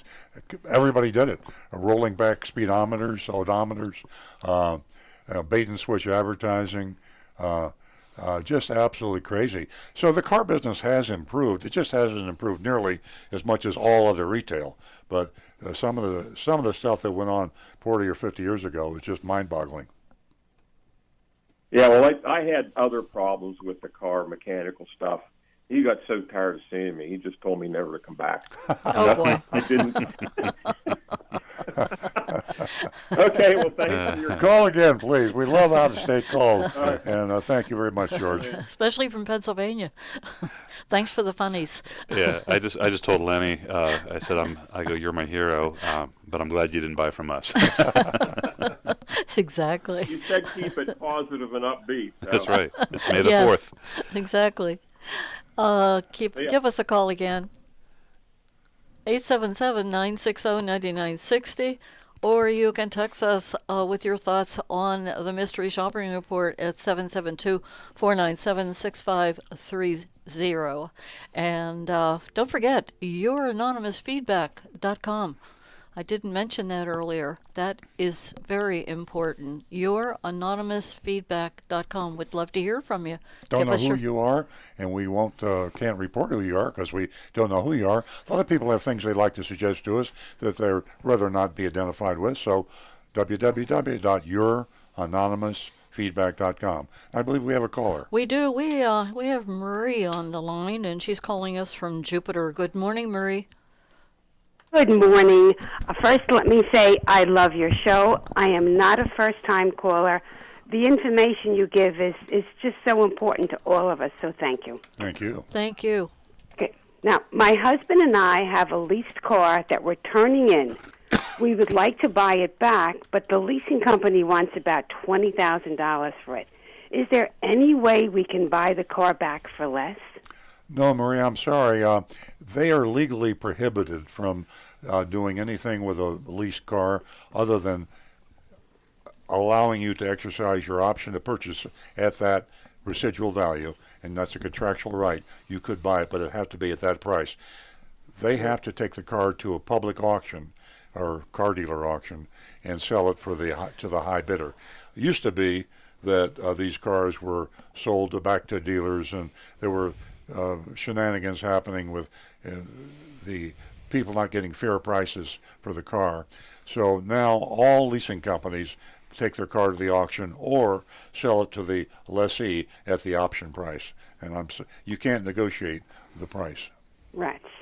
Okay, well, now on to step two. So now we're going to go out and buy a new car. Mm-hmm. I've listened to your program, and I know that we should go to 3 different dealerships, get prices so that we compare apples to apples. Yes. Now, do we contact Costco? Do we go on Costco.com, their website, first, so that we deal with the Costco person at the dealership, or should we just go in, with my little old hat and look like a little old lady and talk to somebody to get some idea of what they charge? What do we do? You positively go to Costco. One most important thing you can do on the Costco auto buying program is go directly by their instructions. Go to their website, CostcoAutoBuying.com, and put your membership number in.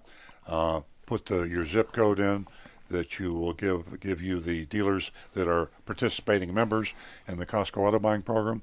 It will also give you the certified representatives for each dealership. And when you have that information, and I'm assuming by this time that you know exactly what car you want to buy. You should know your make model. You should know the options and equipment and know exactly the MSRP of that car. So you now have the MSRP is a Apple versus Apple. You always know you're comparing the exact same car when you get different prices. When you go into the Costco dealership, you get the Costco membership representative by name. If he's not there, don't speak to anybody else. If it's his day off, come back the next day. Call in advance.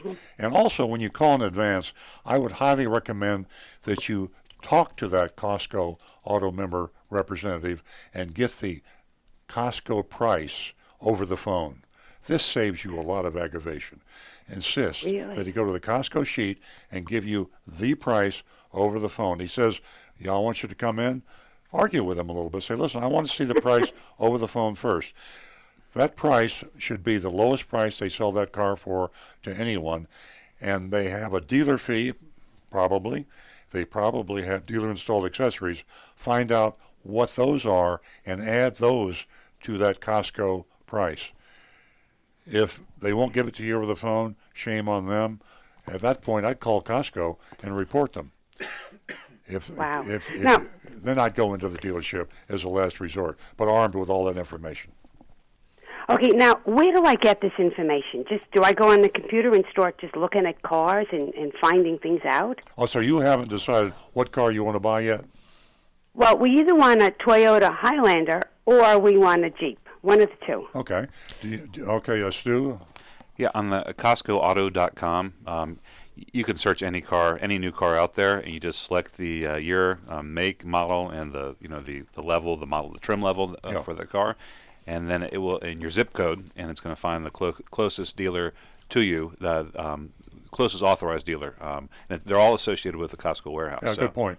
Nancy, you had a point. Maria, I have to take advantage of Consumer Report that I'm always pushing, and that's an amazing bit of information.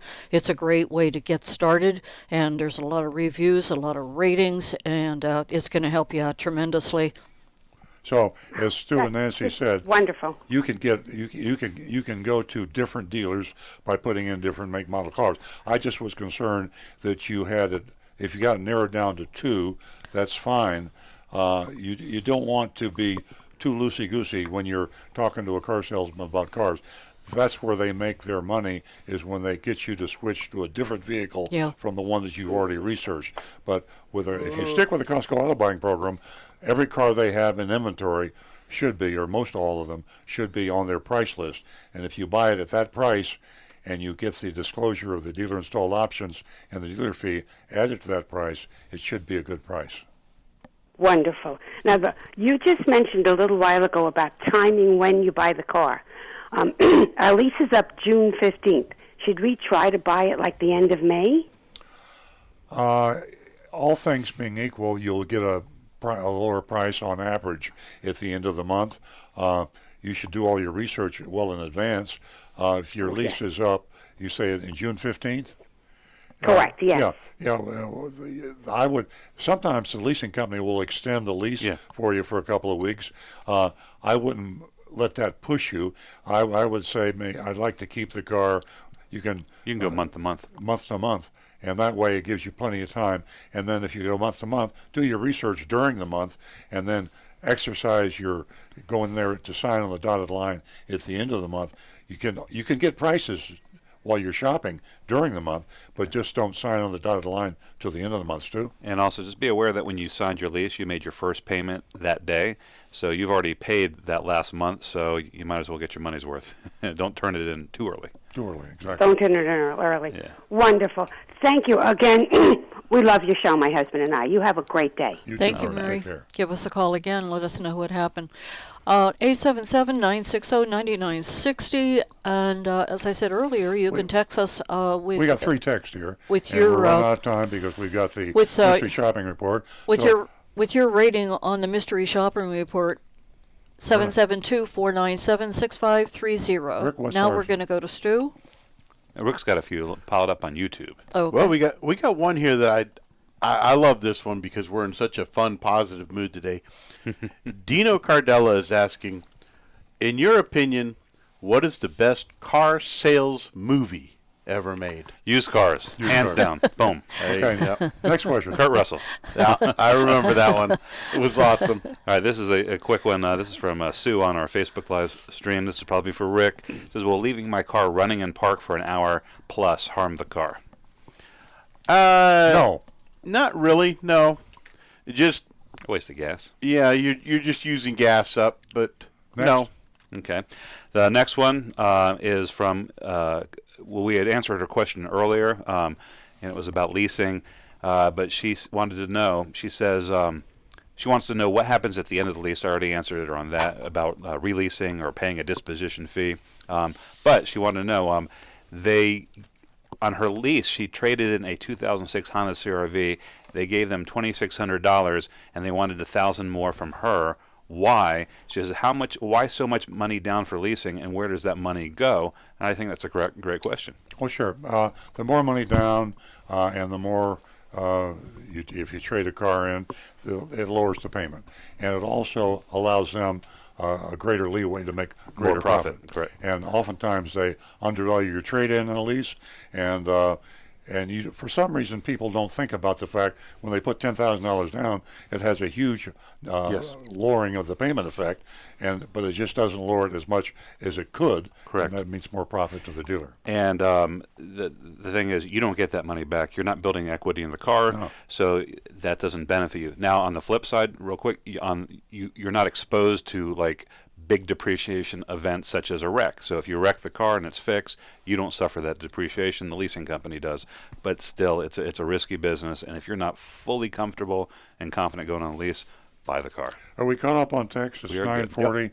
And let's get to the mystery shopping report, which is our main event. And people stay on just to get to this mystery shopping report. We shopped the largest Lexus dealer in the world. Yep. Everybody says they're the largest something in the world. This is really the largest Lexus dealers. JM Lexus. JM stands for Jim Moran. Jim Moran used to own the Toyota dealership. Now it's distributorship for the Southeast United States. And the Jim Moran estate now owns JM Lexus. And they sell a lot of Lexus. 2 years ago, JM Lexus joined the Lexus Plus program. It's a pilot initiative that began with a handful of Lexus dealers that sought to revamp the luxury dealership experience with a promise of fixed, transparent pricing and a single point of contact with customers. Basically, Lexus is trying to introduce a one-price selling model. One price is a negotiation-free process that promises a fair, discounted price without the need for haggling. The idea is to offer complete transparency in a less stressful and drawn-out way.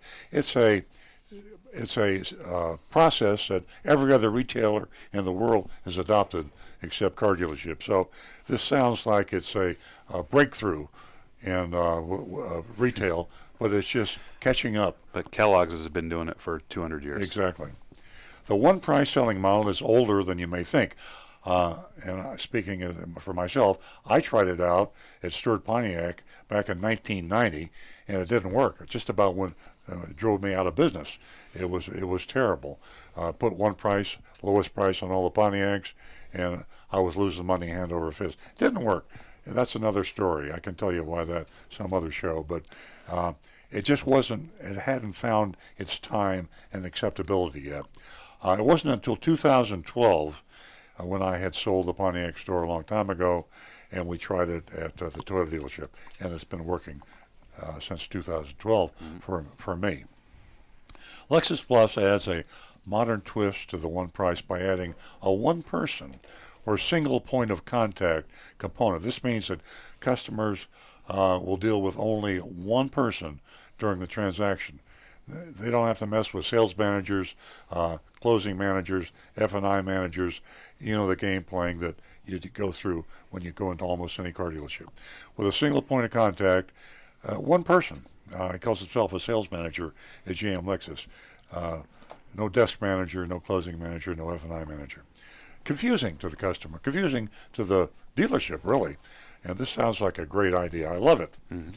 In our experience, mystery shopping hundreds of car dealers in all over Florida. You missed a very important part there. Very important. Lexus Plus also makes another promise to the customers of its participating dealers. No hidden fees. Remember that. Yeah. No hidden fees. We mystery shop hundreds of car dealers. A lot of them claim that they're one price, but they really don't do it. And we've talked to the ones that say they're pretty much one price, and we don't even know what that means. Right. The ones that say they're one price aren't one price. We've said, can we get a better price? Well, we're pretty much one price. They use the phrase, sadly, to get you in the door. They do the same thing with dealer fees, too, by the way. They'll say no dealer fees, but they really have dealer fees. You really can't trust almost any car dealer. Anyway, we know and respect JM Lexus. They've been around a long time. They're very honest. it's a prototype kind of it's like a lesson in how cars should be sold. They've always been head and shoulders above. All my friends I know that want to buy a Lexus, I say go to GM Lexus to buy it. So we decided to mystery shop them. And full disclosure, you're a customer. I'm a customer. I bought a Lexus. I bought several Lexus from GM Lexus. Here's a report. Speaking in the first person, I didn't really go in there. Is Agent Thunder. I arrived at the palatial, and it is palatial, GM Lexus in Margate. I thought Coconut Creek. Margate, Coconut Creek. Margate. It's pretty close. Yeah. Just around 11 a.m. And per my mission orders, began to explore the lot. On target, my target vehicle was a Lexus RX 350. It's their midsize SUV, and I found a row of them quickly. A huge volume. They have a lot of cars in stock. A lot of cars. I wandered between the vehicles by myself for a few minutes until I was approached by a salesperson named David. David said hello. We introduced ourselves. After a minute of small talk, David asked if I would like to come inside. I agreed, and as we walked to the showroom, he asked if I'd like anything to drink, water, soda, espresso. I said I'd love an espresso, and as soon as we went in, David made me an espresso in a nifty-looking espresso machine. Oh, nice. He escorted me to his desk. We sat down. David began to tell me about what made JML, JM Lexus, Jim Moran Lexus, different. He explained that he would be my only point of contact during the whole process. There wouldn't be any back and forth or sales managers coming in to close the deal. He went on to say that I wouldn't be handed off to anyone, no other salespeople or F&I managers. He said that at JM Lexus, his title and all the other salespeople were sales managers. David talked about how GM Lexus genuinely cared about the customers and they wanted to provide a completely different experience than other car dealerships. He talked about trust and transparency. He said he was trained in all aspects of the transaction, including finance. I was impressed that usually when we get in there, the bombardment of qualifying questions, are you financing, fill this out, didn't happen here. Mm-hmm. They talked about what he was going to experience that day. Yeah. No trial closes, no nonsense. Okay. David went on to explain pricing and said they use historical sales and availability to help determine how they establish their one price.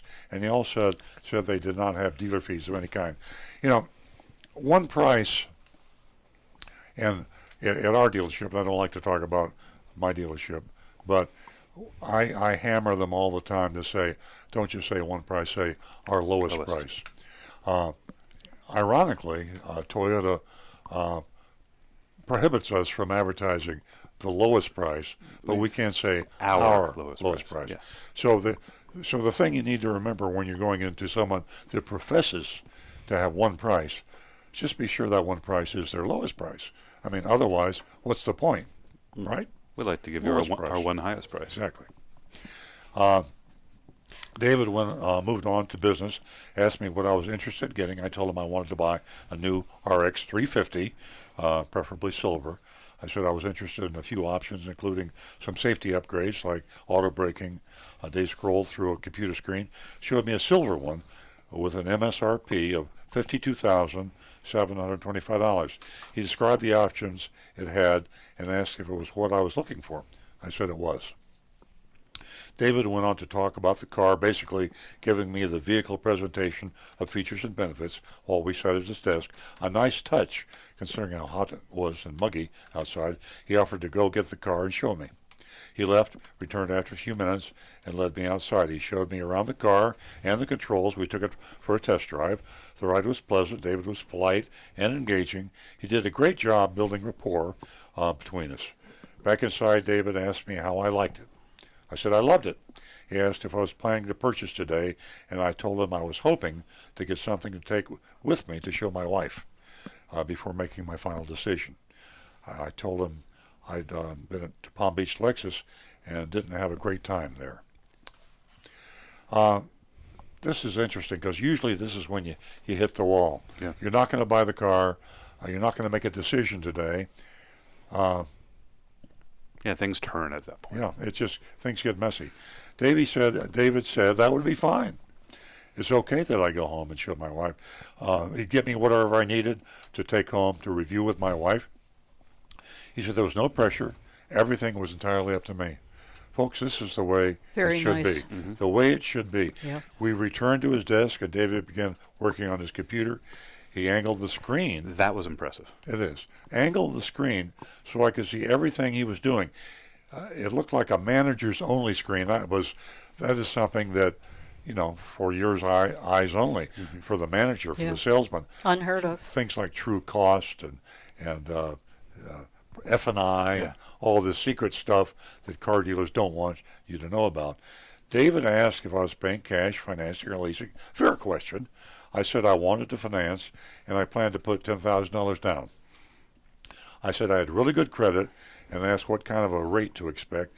He said with good credit, I'd qualify for the 0.9% program from Lexus.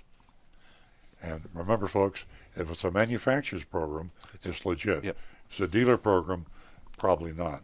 I said that sounded good. David renewed my numbers. He discounted the MSRP by $5,686, giving me a sale price of $47,039. He had a sales tax. Now, I just remembered something. There was no addendum label on the car. Was there Toyo Guard on the car? No, they don't offer that with Lexus. There was an addendum label, by the way, but it was for window tint on that particular car. Yeah. Okay. Window tint.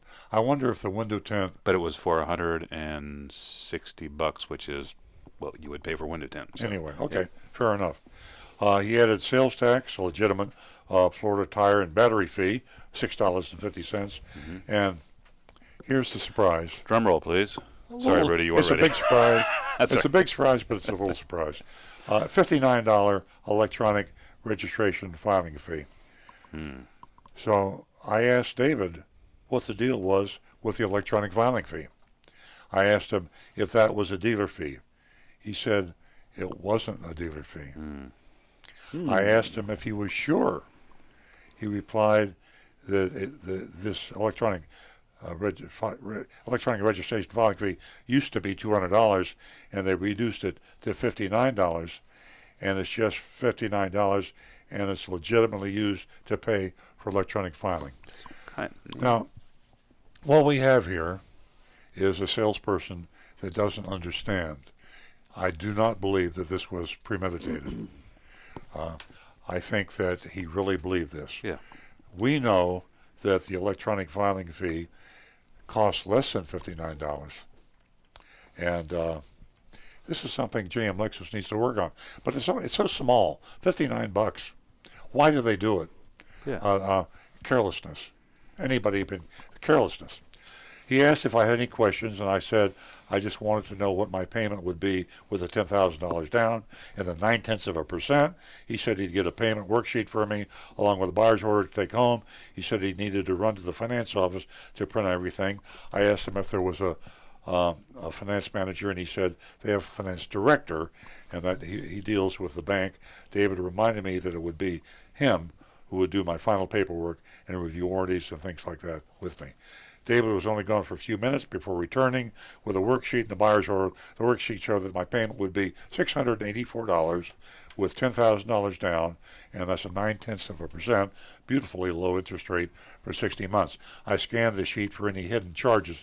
The other thing I saw was the e-filing fee.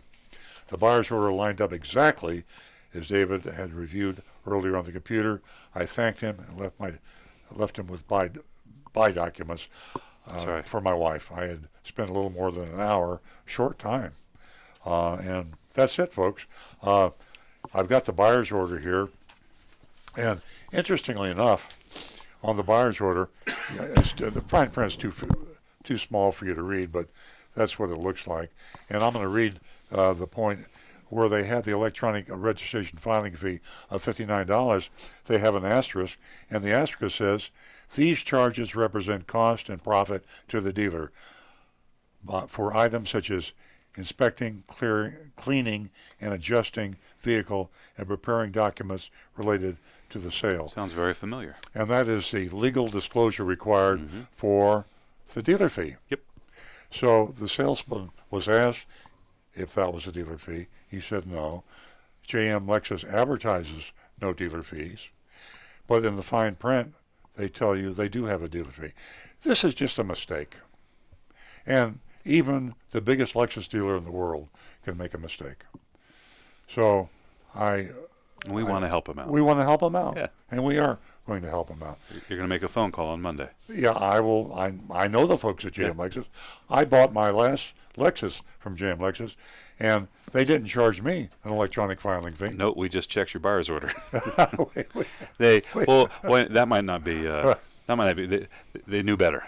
Well, they knew it's a joke because for years I've been buying Lexus, and then when they did charge a dealer fee, they used to charge it, and I would call the head guy down there, and I would say, "Will you sell me the car without the dealer fee?" And he would laugh and say, "Sure." So there you are. And I thought that was kind of interesting. We're going to vote now on JM Lexus, the biggest Lexus dealer in the world. Yeah, we have some grades coming in, and it's almost unanimous. We have Linda on Facebook live feed. Oh, is that supposed to be a drum roll? That was the worst drum roll I ever heard in my life, Rudy. Okay. Got our attention. Next week. I thought something was going wrong. All right. Linda gives him a fabulous A+. Gay gives him an A. Leon gives him an A. Melissa gives him an A. And Ann gives him an A+. And I'm gonna concur with this sentiment. I'm giving them an A. Nancy? Jim Moran, what can I say? I miss him. Yeah. Great guy. Great dealership. A+. Class act, A. Yeah. I'll give him an A. I'm not giving him an A+ because of that little teeny glitch there. Yeah. But let me tell you something. If you want to buy a Lexus, there you go. Buy your Lexus at JM Lexus. I would fly from Kentucky to buy a car from JM Lexus. Mm-hmm. And now remember this. We didn't do this. We probably should have. But we should probably take the price on that RX 350, call Palm Beach Lexus, and see if we can get an out-the-door price that will beat it. One good thing about a one-price dealer, there's two good things about a one-price dealer. You're probably going to get a good price, because if he doesn't put a good price on his cars, he's not going to sell any cars. But you can also take that good price and maybe get a better price from another Lexus dealer. So, or you could be appreciative of the incredible experience they give you and give the one-price dealer the and do it business. anyway. Yeah. But I'm not an altruistic person, and I would shop and compare even JM Lexus. Not all these fat cats buying Lexuses. Oh, you're right. And fat cats don't care about the $59 electronic filing fee, do they? But it's the principle of thing. It's a moral. Yep. Rick? Frank on YouTube gives an A also. So there you have it, folks. The highest score ever received by a car Without a dealership. doubt. Ever. Mm-hmm. And we salute JM Lexus. We salute all the employees down there. Yep. Jim Dunn, Ed Sheehy. Jim Dunn. Great job. Yeah, we don't restrict ourselves either. We have shopped other luxury brands. Infiniti. Oh, yeah. Acura, Cadillac. Yep. Have we ever sent anyone over to like the Jaguar or we did McLaren? Yeah, we did Jaguar up in Stewart. They did terrible. I would love to see Agent Thunder go into the McLaren place down there on Okeechobee, where the big Jaguar dealership is. If only we could videotape Agent Thunder getting in and out of a McLaren, one of those supercars. That would be awesome in itself. Well, Agent Thunder's a svelte guy. He could slip in and out pretty easily. But he's also kind of tall. How are we doing on time? And ladies and gentlemen, surprise, some Saturday you are going to hear from a female who did a mystery shop. I know that you're all anxious in waiting, and Stu promised me. I have it lined up. And I got sick this week. I have an excuse. We're rolling. Yeah, poor Stu. He had some. Poor baby. I had the Jersey Mike's flu. Oh, sorry. Just kidding. No, I love Jersey Mike's. Terrible. I want to thank Jonathan and Rudy for all the work they do right beside us in the control room, and they really hold things together. And from all of us here at Earl Stewart on Cars, we want to thank you for tuning in because, as I always say, you make the show. Have a great weekend.